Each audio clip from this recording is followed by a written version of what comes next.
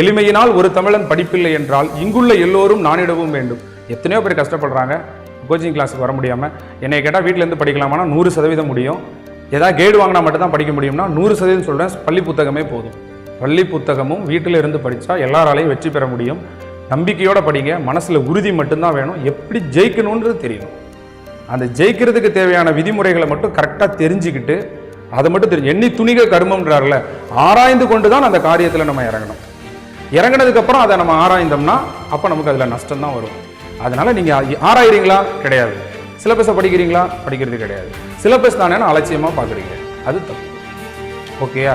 அதை நல்லா முதல்ல மனப்பாடம் பண்ணி முடிச்சுட்டு தான் நீ அடுத்து படிக்கவே ஆரம்பி. எப்போ தூக்கத்தில் எழுப்பி கேட்டாலும் சிலபஸ் அதில் பலன் இருக்கான்னா இருக்கு, மனசில் வச்சுக்கோங்க. ப்ரீவியஸ் இயர் கொஸ்டின் எடுத்து வச்சுக்கோங்க. அது புரியுதோ புரியலையோ டெய்லி 50 கொஸ்டின் டெஸ்ட் போட்டு பாரு. அப்படியே கூட மனப்பாடம் பண்ணு, தப்பே கிடையாது. அதில் பலன் இருக்கா? இருக்கு.